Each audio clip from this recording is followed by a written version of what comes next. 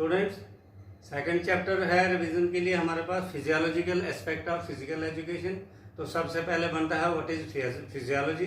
Physiology is that branch of science which deals with various systems of the body and their interrelationship. हमारे body में जो different types के systems हैं वो किस तरह से काम करते हैं, उनके कौन कौन से ऑर्गन्स हैं और एक सिस्टम का दूसरे सिस्टम के साथ क्या कोऑर्डिनेशन होता है, इसमें ये पढ़ा जाता है। फिजियोलॉजी में हमें ये बताया जाता है।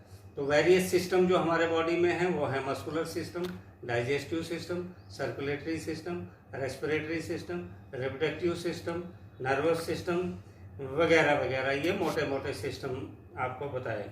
अब एक तो इसके दो पार्ट्स इस चैप्टर के बनेंगे।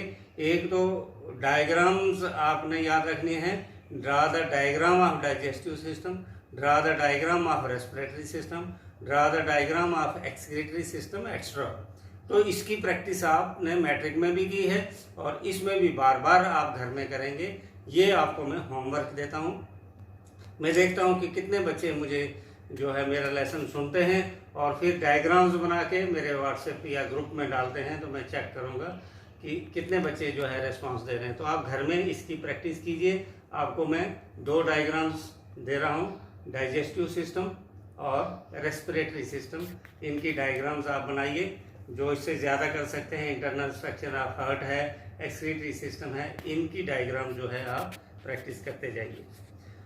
दूसरा पार्ट इसका बनता है कि what are the effects of exercises on the various systems. क्योंकि हम फिजिकल एजुकेशन कर रहे हैं तो इसके दो ही पार्ट्स इसके बनेंगे। एक जो डायग्राम वाला पोर्शन मैंने दिया, अब जब हम रिवीजन कर रहे हैं तो मिलके रिवीजन करने पड़ेगी। कुछ काम डिवाइड करेंगे, कुछ आप रिवीजन करेंगे, कुछ हम करेंगे, मिलके करेंगे तो बढ़िया हो जाएंगे। और मैं उम्मीद करता हूँ कि इस हालत में भी अगर आप 90% से अबव मार्क्स लेते हैं, या जैसे हमारे 2 साल पहले एक बच्ची ने हमारे हायर सेकेंडरी से जो है first position in Jammu and Kashmir ली थी, तो गदगद हमारे टीचर्स की छाती हो गई थी और एक बहुत बड़ी रेस्पेक्ट जो है हमें जम्मू कश्मीर में मिली थी। वैसी कामना मैं करता हूँ कि इस साल भी बहुत अच्छे बच्चे हैं, वो बच्चे जो हैं वो मेहनत करें। हम अपनी तरफ से कोई कसर नहीं छोड़ रहे हैं और मैं देखना चाहता हूँ कि आप बच्चों में से कोई ना कोई बच्चा जो है कम से कम 2 या 4 हमारी पोजीशंस फर्स्ट 10 में होनी चाहिए। तो पहला पोर्शन है what are the effects of exercises on circulatory system. Circulatory system पर सीधा सीधा जो इफेक्ट पड़ता है वो शॉर्ट इफेक्ट भी पड़ता है और लॉन्ग टर्म इफेक्ट भी पड़ता है।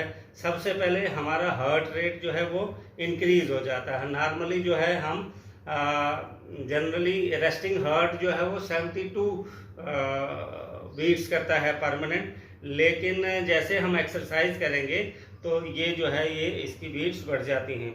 स्ट्रोक वॉल्यूम 110 to 130 मिलीलीटर जो है वो नॉर्मली होती है। लेकिन स्ट्रोक वॉल्यूम क्या होती है कि एक बीट में जब एक बार धक हुआ, आपको पता है कि हमारा हार्ट सिकुड़ता है तो ब्लड फ्लो होता है और जब फैलता है तो वापस लाता है। मतलब ये 2 प्रोसेस होती हैं। तो एक बार सिकुड़ने में उसने कितना इजेक्ट किया और शक कितना किया। तो ये जो है जब एक्सरसाइज करते हैं तो ये 110 से 130 मिलीलीटर पर बीट हो जाता है, मीन्स बढ़ जाता है। कार्डियक आउटपुट जो है वो भी 35 to 40 लीटर्स हो जाता है। मीन्स जब हम रेस्ट में होते हैं तो हमारा कार्डियक आउटपुट जो है 5 लीटर पर मिनट, मतलब 1 मिनट में 5 लीटर जो है ये अमाउंट ऑफ ब्लड पंप होता है। मतलब हमारे हार्ट ने कितना ब्लड पंप किया, बॉडी में कितना छोड़ा और कितना लाया, तो वो अगर एवरेज निकालेंगे नॉर्मल जब बैठे हुए तो 5 लीटर। लेकिन एक्सरसाइज करने से ये 35 से 40 लीटर हो जाता है। मीन्स कितनी अच्छी एफिशिएंसी हार्ट की हो जाती है। दूसरा, ब्लड फ्लो जो है वो रेस्ट में जब हम होते हैं 15 से 20% होता है, लेकिन जब हम एक्सरसाइजेज करते हैं ये 80 से 85 हो जाता है।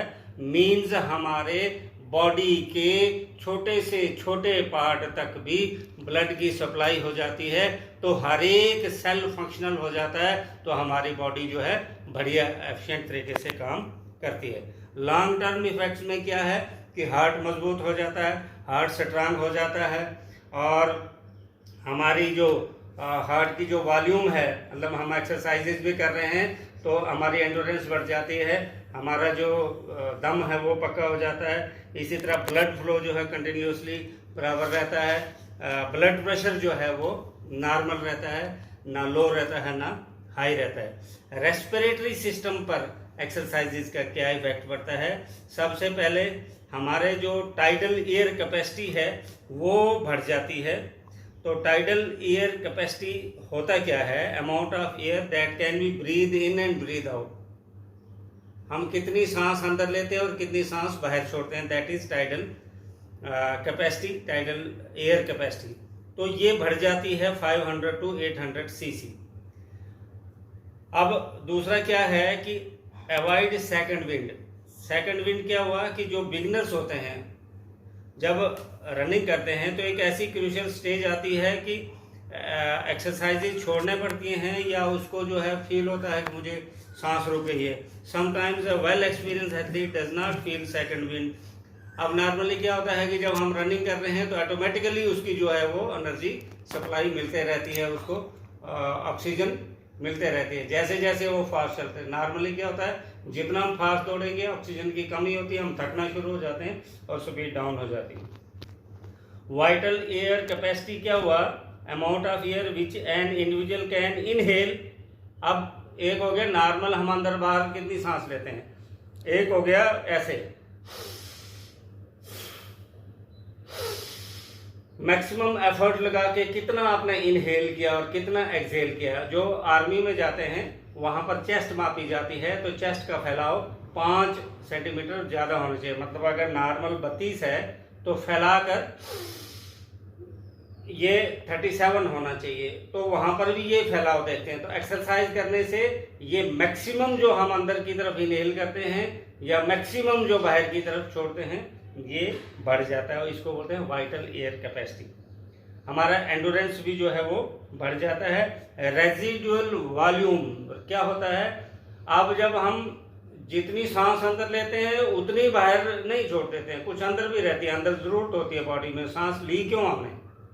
जैसे अगर हमें 1000 रुपया इनकम आई तो 1000 ही उड़ा देंगे तो हमारे पास क्या बचा? तो नॉर्मली क्या होता है कि 1000 अगर हमें इनकम आई तो हम उसमें से 800 खर्च देते हैं, 200 सेव रखते हैं। तो वैसे ही हम कितना अंदर लेते हैं सांस, एयर को, ऑक्सीजन को, और बाहर कितना छोड़ते हैं। अगर 800 हमने अंदर लिया तो 600 हमने बाहर छोड़ दिया, तो 200 बच गया। 200 इज रेजिडुअल वॉल्यूम। तो ये एक्सरसाइज करने से हमारी रेजिडुअल वॉल्यूम जो है वो बढ़ जाती है। तो ये हमने आज आपको रिवीजन के तौर पे what is physiology, what are effects of exercises on circulatory system, what are effects of exercises on respiratory system, ये कर दिया। आपने क्या करना है? Internal structure of heart, internal structure of respiratory system और डाइजेस्टिव सिस्टम, इनकी डायग्राम जो है वो बढ़िया करके मैं देखता हूँ कि कौन से मेरे फेवरेबल और मोस्ट फेवरेबल स्टूडेंट्स हैं जो मेरी बात पर जो है वो एक्ट करते हैं। और कल जो है मैं देखना चाहता हूँ कि ग्रुप में आप शेयर करेंगे। मेरे मैट्रिक के स्टूडेंट्स हो